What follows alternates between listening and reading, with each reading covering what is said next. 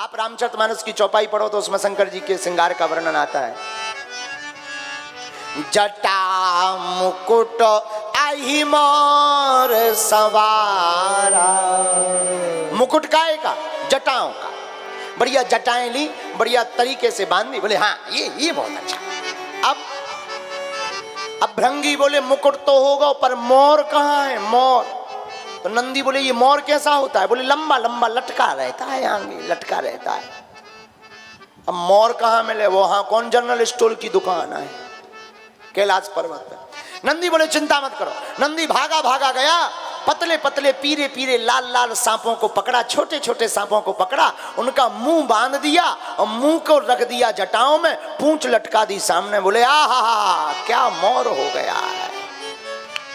तो आही मोर सवारा, आही माने सांप, सांप का मोर बनाया। अब कहा कि मोर तो हो गया। बोले अब? बोले लड़का को फेशियल नहीं भावा, फेशियल होना चाहिए, पाउडर तो है ही नहीं।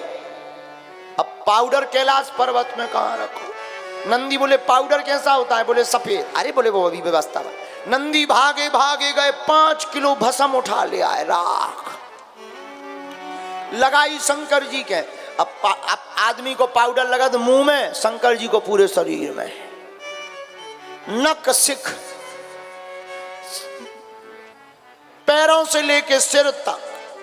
अच्छा एक होता है लगाना, एक होता है थोपना। लगाना किसे कहते? बढ़िया ऐसे लगा दो, बढ़िया ऐसे ऐसे हाथ करो, बढ़िया ऐसे ऐसे करो, इसको मिलाओ, इसको कहते लगाना। और थोपना भाषा में लाई। अब आप विचार करो शंकर जी का रूप कैसा?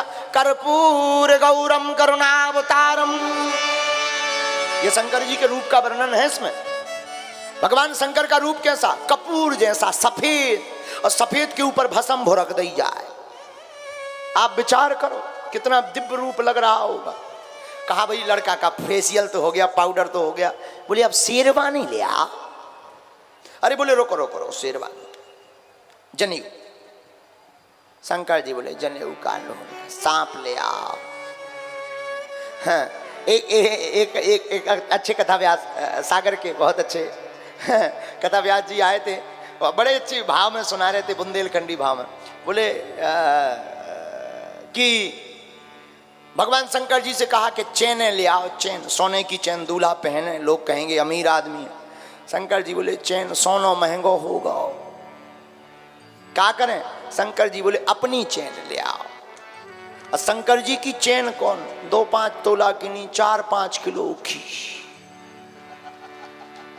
सांप। इनकी ऐसी चैन है कि मान लो अगर तुम्हारे बीच में जब चैन निकल जाए तो तुम बेचैन। शंकर जी की ऐसी चैन है कि अगर मंच से नीचे और निकल जाए तो पूरी पब्लिक बेचैन। और मानो 2-3 दिन तुम्हारे घर पे रुक जाए तब पड़ोसी भी चैन। फिर तो वो जो है मिर्चन को धुआं धरो, नीम को धुआं, मिर्चा को धुआं धरो, तब फिर वह बेचैनी मिटे। शंकर जी बोले अपनी चैन ले आओ। और उन्होंने बहुत अच्छा नाम दिया था। बोले क्या? बोले ब्लैक गोल्ड। शंकर जी की चैन का नाम क्या? ब्लैक गोल्ड, काला सोना, काला सोना। शंकर जी बोले सांप ले आओ, सांप। कानों में कानन कुंडल, कानों में कुंडल, नाक को गले में। कहा और तो सब हो गया। हाँ बोले अब इनको कुछ पहनाओ, शेरवानी पहनाओ, ऐसे ही बैठे बिल्कुल डर संक। शंकर जी बोले देखो बारात जानी के नहीं। बोले क्यों? बोले हम जैसे हैं वैसे ही चलेंगे। तो नंदी हाथ जोड़ के बोले हुजूर यहाँ तो कोई नहीं रहता है, हम ही लोग भर रहते हैं तो सब चल जाता है।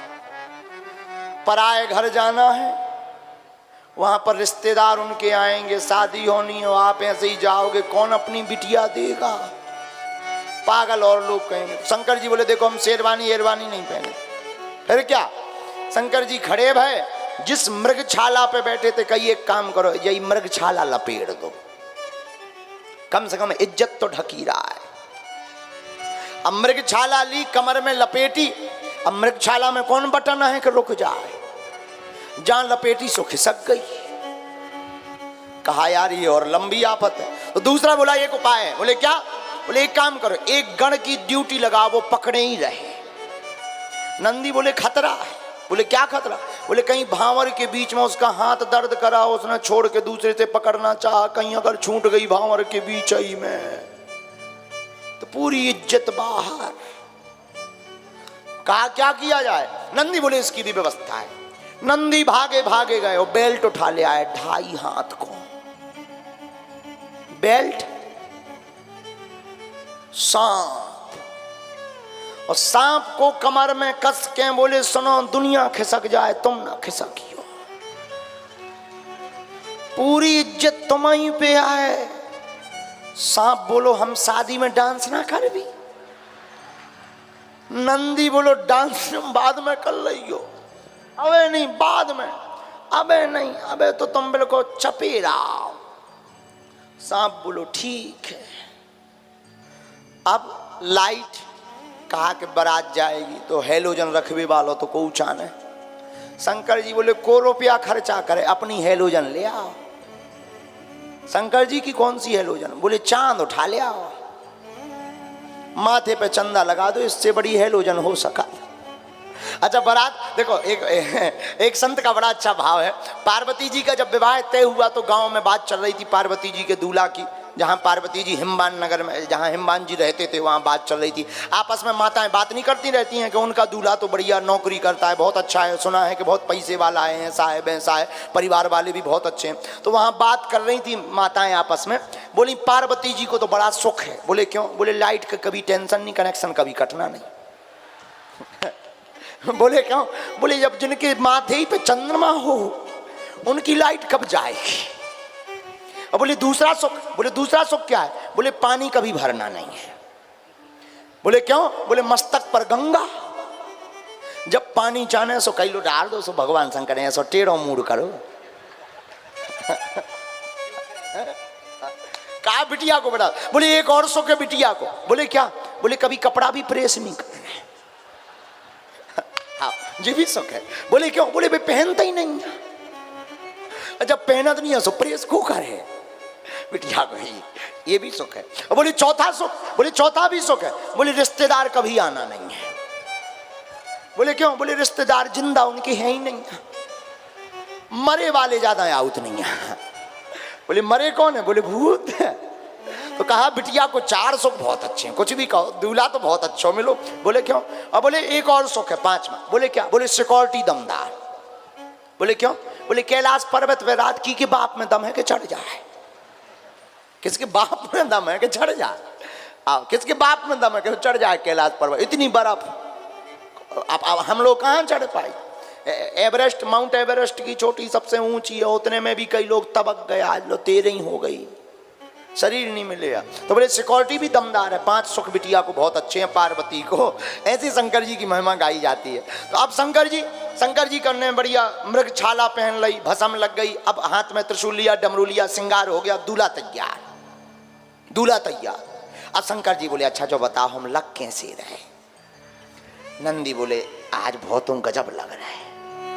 कैसे? आज लोग कछू पहनो ही नहीं है, बहुत दिन बाद आज कछू ढके ढके लग रहा है, बहुत गजब लग रहा है, बहुत अच्छे लग रहे हैं, दूल्हा तो हो आप।